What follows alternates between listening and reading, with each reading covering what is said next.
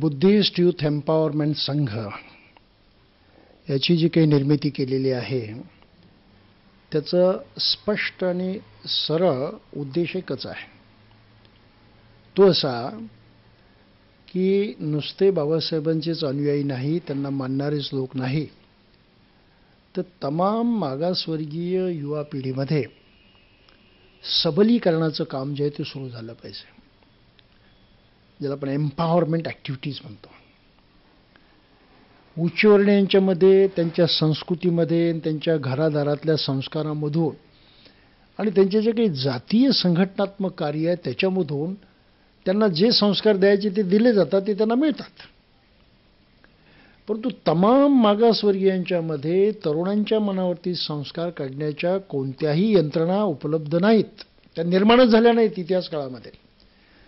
आधुनिक काळामध्ये बहुजन समाजातली तरुण शिकतात, माणसं शिकतात, पण ते फक्त अकॅडमिक शिक्षण आहे, व्यावहारिक शिक्षण आहे, ज्याला म्हणून आपण पुस्तकी शिक्षण आहे ते. पण ह्या पुस्तकी शिक्षणामधून माणसाला जी काही बौद्धिक शक्ती प्राप्त व्हायची, विचार करण्याची ताकद त्याच्यामध्ये निर्माण व्हायची, हे कार्य आधुनिक शिक्षणामध्ये घडत नाही.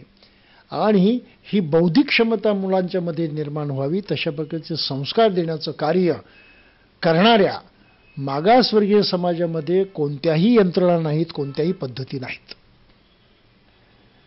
माणसाची खरी शक्ती जी आहे, ज्याला आपण पॉवर म्हणतो, ती आहे इंटेलेक्च्युअल पॉवर, ती आहे बौद्धिक शक्ती. आणि बौद्धिक शक्ती म्हणजे केवळ स्मरणशक्ती नाही, बौद्धिक शक्ती म्हणजे केवळ माहितीचं कलेक्शन नाही, गोळा करणं नाही. बौद्धिक शक्ती म्हणजे योग्य पद्धतीनं विचार करण्याची शक्ती, ज्याला रॅशनल थिंकिंग आपण म्हणतो. आणि हे रॅशनल थिंकिंग करण्यासाठी जी माणसाच्या मनामध्ये क्षमता वाढवायची असते त्यासाठी त्याला प्रशिक्षणाची गरज आहे. विशेष करून मागासवर्गीय लोकांना प्रशिक्षणाची गरज आहे. आणि म्हणून हे बुद्धिस्ट यूथ एम्पॉवरमेंट संघाची निर्मिती केलेली आहे. या संघामधला पहिला आयटम जो आहे तो आहे इंटेलेक्च्युअल एम्पॉवरमेंटचा. विचार कसा करायचा, अभ्यास कसा करायचा, परिस्थिती कशी लक्षात घ्यायची, त्याचं अनालिसिस कसं करायचं आणि त्यातून मार्ग कसा काढायचा, हे प्रशिक्षण याच्यामध्ये अभिप्रेत आहे. आणि या प्रशिक्षणाचा आधार बाबासाहेबांचा विचार आणि बुद्ध धम्म आहे. कारण बुद्धानंच माणसाच्या मनाला पूर्णपणे मुक्त केलं आणि सगळीकडून माणसाच्या त्या मानवी मनानं उच्चत्वाचा शोध घ्यावा इतकी मानसिक क्षमता त्यांनी वाढवली. प्रज्ञेच्या प्राप्तीचा आदर्श त्यांनी पुढे ठेवला. आणि हा संस्कार नव्या पिढीला देणं, तरुणांना देणं अत्यंत आवश्यक आहे. हा पहिला उद्देश आहे. आणि त्या व्यतिरिक्त मग इतरही गोष्टी आहेत ज्या व्यवहारामध्ये बुडणाऱ्या आहेत. माणसाचं व्यक्तित्व सुधारलं पाहिजे, ज्याला आपण पर्सनॅलिटी डेव्हलपमेंट म्हणतो. माणसाला उद्योग व्यवसाय करण्याच्या निर्णया कल्पना त्या सुचल्या पाहिजेत, ते करता आलं पाहिजेत. त्याला आपण इकॉनॉमिक प्रोफेशनल स्किल्स असं म्हणतो, तेही शिकावं लागतो. That is one way of empowerment.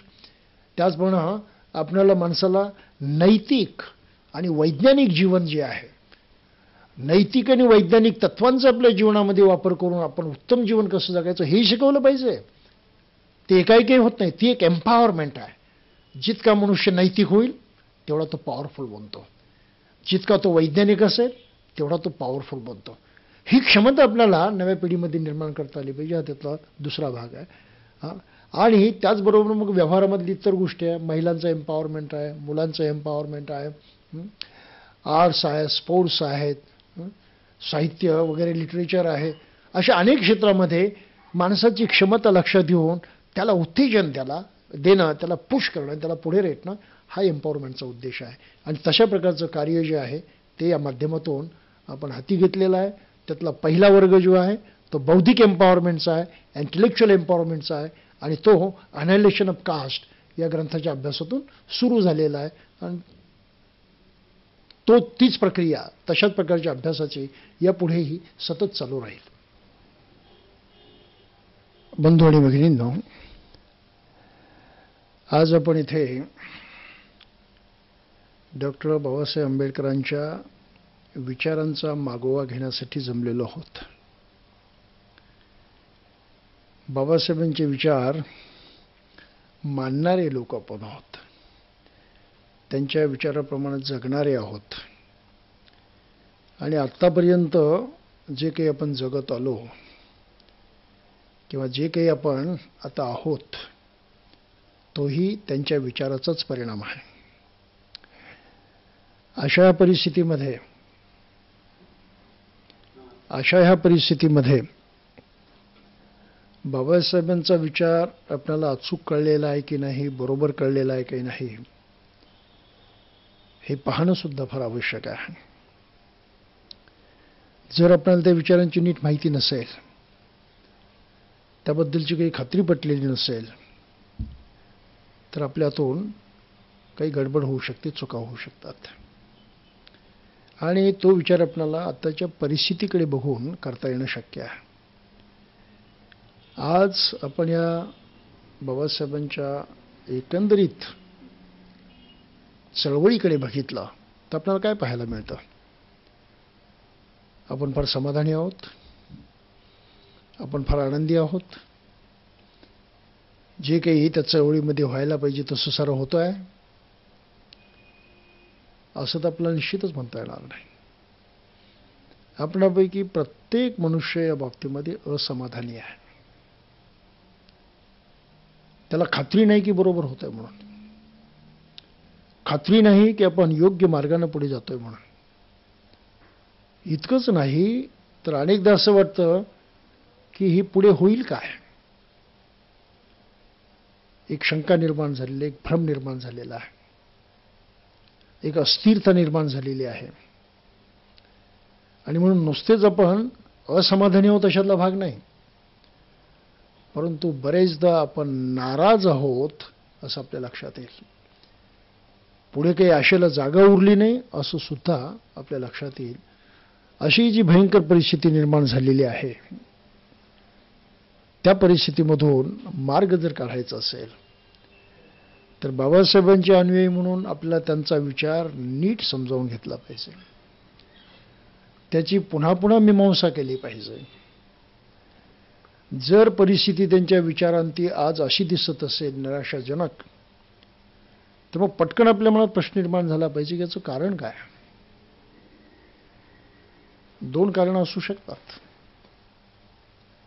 एक तर बाबासाहेबांचा विचारच ह्या आधुनिक काळामध्ये चुकीचा असू शकेल, अयोग्य असू शकेल. जेव्हा त्यांनी आपलं कार्य सुरू केलं तेव्हा तो योग्य होता असं सर्वांनीच कबूल केलेलं आहे. आणि तो योग्य होता कारण त्याप्रमाणे प्रत्यक्ष समाज घडला, परिवर्तनं घडून आली, जातीभेद नष्ट झाला, ही फळं उदयास आली, म्हणून तो बरोबरच होता, याबद्दल शंका नाही. परंतु आज तोच विचार काही लोकांना त्रासाचा वाटतो,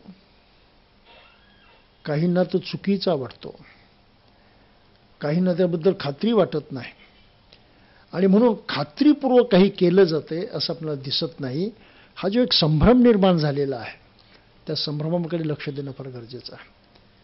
म्हणून हा संभ्रम एकतर बाबासाहेबांच्या ह्या विचाराच्या कमजोरीतून निर्माण होऊ शकतो, किंवा मग आपणाला ते नीट कळलं नाही, समजलं नाही, लक्षात आलं नाही, हे कारण असू शकतं.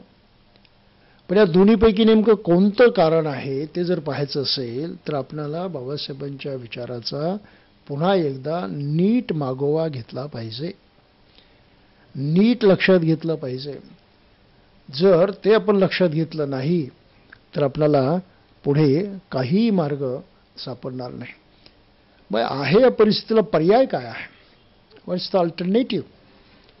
अल्टरनेटिव्ह बाबासाहेबांनी दिला आणि ती त्यांची चळवळ आहे. आणि ते अल्टरनेटिव्ह त्यांनी बुद्ध धम्माचं दिलं आणि स्पष्ट भूमिका मांडली की या देशामध्ये जाती व्यवस्था नष्ट झाली पाहिजे. सर्व समस्यांचं मूळ या देशामध्ये जर कोणतं असेल तर जाती व्यवस्था आहे. जाती व्यवस्था नष्ट करणं हा त्यांच्या जीवनातला एक मोठा आदर्श होता, ध्येय होतं सर्वात उच्च. आणि त्या ध्येयाच्या दृष्टीनं त्यांची समग्र चळवळ ही पुढे जाताना आपल्याला दिसली पाहिजे. आणि ते जर व्हायचं असेल तर आपल्याला बाबासाहेब नीट समजून घेणं फार आवश्यक आहे. म्हणून मला एक कॉमेंट करावीशी वाटते ती अशी की आज बाबासाहेबांना मानणाऱ्या समाजामध्ये बाबासाहेबांच्या विचाराबद्दल आणि कार्याबद्दल एक वाक्यता नाही, एक मत नाही. त्यांनी जे ध्येय ठरवलं होतं त्या ध्येयाच्याच प्रति आपण प्रयत्न केला पाहिजे, वाटचाल केली पाहिजे, याबद्दल कोणाही दोन माणसांचं एकमत नाही. अगदी उदाहरणं जर द्यायची म्हटली तर बुद्ध धर्माचं उदाहरण जर आपण घेतलं तर तिथे वाद निर्माण होतात की बाबासाहेबांनी विपස්සना नाकारली. दुसरे म्हणतील बाबासाहेबांनी विपස්සना नाकारली नाही. आपण एक वाद निर्माण केला, परंतु बाबासाहेबांचा तो विचार तपासला नाही की खरंच त्यांनी विपස්සना नाकारली की खरंच ती स्वीकारली. एकत्रित बसा, त्याच्यावरती एकमत करा की काय परिस्थिती आहे ती. जे बाबासाहेबांनी म्हटले जे दोन अर्थ निघू शकतात, पण तो एकंदरीत विचार जर केला तर त्यातला कोणता अर्थ बरोबर आहे ते आपण समजू शकतो. कोणी बसायला तयार नाही, विचारवंत बसायला तयार नाहीत. आपापली मतं मांडतात आणि बस त्याला चिकटून राहतात.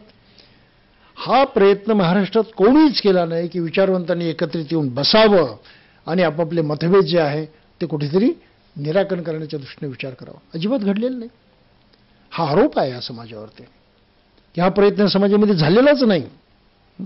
एकही नेता पुढे आलेला नाही, एकही विचारवंत पुढे आलेला नाही. अशा प्रकारचं कार्यक्रम कोणीही आयोजित केले नाहीत की आपण बसू एकत्रित, समजून घेऊ, खात्री करू, निश्चय करू आणि पुढे जाऊ वगैरे म्हणून. याची पुरी नसेल इतकी आज गरज आहे आणि ते जर आपण लक्षात घेतलं नाही तर आपल्याला पुढे जाता येत नाही. पण तरी आपण धडपड करतो, हे करण्यासाठी धावतो, ते करण्यासाठी धावतो, ते करण्यासाठी धावतो आणि शेवटी ते सारं बिघडतं आणि आपण नाराज होतो. इंग्लिशमध्ये एक म्हण आहे, where eagles dare not, fools rush in. Where eagles dare not, fools rush in. गरुड पक्षाची नजर मोठी तीक्ष्ण असते. अचूक आपलं तो लक्ष हेरतो आणि तेवढ्याच जलद गतीनं त्यावरती झडप घालतो. त्यात त्याची चूक होत नाही. इतकं सारं पक्क असतं. तसं आपलं लक्ष नेमकं कसं पक्क आहे याचा आपल्याला अंदाजच नाही. पण झडप घालण्यासाठी आपण नेहमी तयार. म्हणून ही मन जी आहे ती लक्षात घ्यावी लागते की where eagles dare not, fools rush in. आपलं तसं रशीन चाललेलं आहे. इकडे धाव, तिकडे जाव, त्याच्यात डोकं घाल, त्याच्यात लक्ष घाल आणि प्रत्यक्ष जेव्हा त्याचे रिझल्ट येतात, परिणाम होतो, तेव्हा आपण शून्य असतो. ही जी परिस्थिती आहे या परिस्थितीतून जर मार्ग काढायचा असेल तर आपल्याला परत बाबासाहेबांच्या विचाराचं नीट समीक्षण करणं आवश्यक आहे. या गोष्टीचं महत्त्व प्रामुख्यानं तरुण पिढीसाठी अधिक आहे. त्यांना उद्याची 50 पाऊणशे वर्ष जगायचं आहे. त्यांना त्या परिस्थितीला तोंड द्यायचं आहे. त्यांना आपलं जीवन घडवायचं आहे आणि ते जीवन घडण्यासाठी त्यांना डॉक्टर बाबासाहेब आंबेडकरांचा आदर्श गिरवायचा आहे. परंतु तो आदर्श त्यांना स्पष्ट कळला नाही, समजला नाही तर त्यांचं जीवन मोठं मुश्किल होणार आहे. त्यांना फार जड जाणार आहे. कारण आताची परिस्थिती जी दिसते ती रिग्रेशनची दिसते आहे. आंबेडकर चळवळ कुठेतरी पाठीमागे हटते आहे, भूतकाळात फेकली जाते आहे. प्रोग्रेशन दिसत नाही, प्रगती दिसत नाही, ॲडव्हान्समेंट पुढे जाणं जे आहे ते दिसत नाही. आणि याचं कारण काय आहे? त्याचं कारण एकदम सोपं आहे. बाबासाहेब आम्ही मानतो, त्यांच्या विचाराला मानतो, काही करण्याचा प्रयत्न करतो आणि तो प्रयत्न करत असताना बाबासाहेबांचा एखादा विचार घेतो, एखादी संघटना स्थापन करतो आणि त्या मर्यादेमध्ये आपण काही ना काही करत बसतो. अशा शेकडो संघटना, हजारो संघटना आम्ही स्थापन केला. एक प्रकारे बाबासाहेबांचा विचार घेऊन आम्ही अशी वेगवेगळी डबकी निर्माण केलेली आहेत. या डबक्यामध्ये आमची सारी ही शक्ती खर्च होते, आमचे सारे श्रम वाया जातात, आमची सारी योग्यता तिथे संपून जाते. हे जे मतभेदाचं वातावरण आहे हे ध्येयापासून दूर जाण्याचं आहे. म्हणून आपण खात्री करून घेतली पाहिजे, एकतर बाबासाहेब चूक असतील नाहीतर आम्ही चुकत असू. ह्या दोन्हीचा नीट सोक्षमोक्ष लावल्याशिवाय पुढे आपल्याला जाता येणार नाही, ही गोष्ट तितकीच खरी आहे. बाबासाहेब अनायलेशन ऑफ कास्टची गोष्ट करतात. जातीविच्छेद झाला पाहिजे, जातीभेद संपला पाहिजे. आणि हा जातीभेद अनेकांना वाटतं की आता संपलेला आहे. कुठे जुने दिवस राहिलेत, कुठे अस्पृश्यता राहिली, कुठे ती दुर्दशा राहिलेली आहे, कुठे तेवढा अन्याय राहिलेला आहे. आता ते सारं काही मिटलेलं आहे. त्यामुळं जातीभेदाचा विचार करण्याची सुद्धा आता फारशी गरज राहिलेली नाही, असंही मानणारे लोक आहेत. मग ते जर खरं असेल तर आपण जरा बसू आणि विचार करू की खरंच खरं आहे की नाही. ते तपासणी तर केलीच पाहिजे, नुसतं मानून चालायचं नाही. आणि म्हणून या परिस्थितीकडे बघितलं तर आपल्याला वरवर दिसतं की पहिल्यासारखे दिवस राहिले नाहीत. आमच्यासारख्या माणसाला लहानपण आठवतं आणि ज्या खेड्यामध्ये आम्ही जन्मलो, जिथे राहिलो, तिथलं वातावरण आठवतं. स्वातंत्र्यापूर्वीचा काळ होता तो, आणि अस्पृश्यता कशी पाळली जात होते हे आम्ही प्रत्यक्ष अनुभवलेलं आहे. एक उदाहरण द्यायचं तर वाण्याच्या दुकानात तुम्ही कापड घ्यायला गेलात तर तो वाणी तुम्हाला कापड कसं द्यायचं माहित आहे? तो एक, तुम्ही दुकानाच्या बाहेर थांबायचं, दुकानात तुम्हाला प्रवेश नव्हता, रस्त्यावर, आणि तो तुम्हाला तिथून कापड दाखवणार. ते तुम्ही लांबूनच बघायचं, अरे हे पसंत आहे की ते पसंत आहे की ते पसंत आहे, आणि त्याची किंमत सांगायचं. आता इतक्या लांबून कापड बघून तुम्हाला काय कळू शकत होतं? काहीच नाही. मग तुम्ही एखादं पसंत केलं की मग तो कापणार ते कापड आणि तिथे त्या जमिनीवरतीही घासणार, का त्याला धूळ लागली पाहिजे, घाण लागली पाहिजे, आणि मग ते तुमच्या अंगावरती फेकून देणार बाहेर. कारण काय होतं याचं की अस्पृश्य इतक्या भयानक स्वरूपामध्ये पाळली जात होती की ते कापड नवं कोरं अस्पृश्य माणसानं अंगावरती घालता कामा नये, त्यानं घाणेरडेच कपडे वापरले पाहिजेत. हे आम्ही लहानपणा असताना अनुभवलेलं आहे. आता तर तसं नाही, म्हणून आपल्याला ही सुधारणा पटकन दिसते की आता अस्पृश्यता नाही म्हणून. हे खरं आहे? याची खात्री पटली आपल्याला की आज अस्पृश्यता नाही? आज हे सारं काही खरं आहे? जेव्हा होती तेव्हा त्याचा विचारही केला गेला. अतिशय भयानक स्वरूपामध्ये, क्रूड फॉर्ममध्ये अस्पृश्यता अस्तित्वात होते. आता तशी नाही.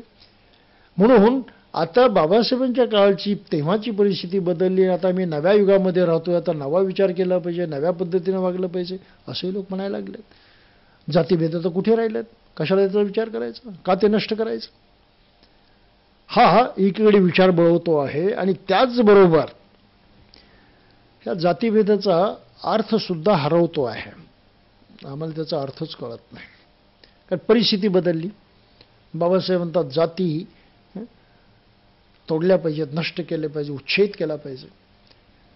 खरं म्हणजे त्या शब्दावरून आता वाद व्हायला लागलेत काही ठिकाणी. अनुवाद करताना लोक वेगवेगळ्या पद्धतीने करतात. बाबासाहेबांनी अनाहिलेशन ऑफ कास्ट असा शब्द प्रयोग केला. टू अनाहिलेट म्हणजे मुळासकट उघडून टाकणं, निपात करणं. मग अनुवाद करताना आपली माणसं जातीप्रथेचं विध्वंसन असं म्हणतात.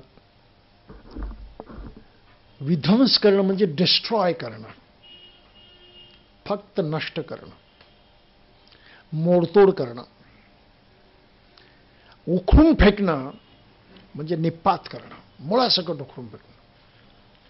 त्यामुळं अनाहिलेशनचा अर्थ विध्वंसन होत नाही, हे तितकंच खरं. दुसरा एक अनुवाद केला गेला, जाती विच्छेद किंवा उच्छेद, तो योग्य आहे. उच्छेद केला म्हणजे हे मुळासकट उखडून टाकलं. म्हणून जाती विच्छेद या शब्दाचा खरा अर्थ आपल्याला निपात म्हटलं पाहिजे. निपात केला. आता परत ते उगू शकत नाही, उभं राहू शकत नाही, मुळासकट संपलं. हा त्याचा मूळ अर्थ आहे.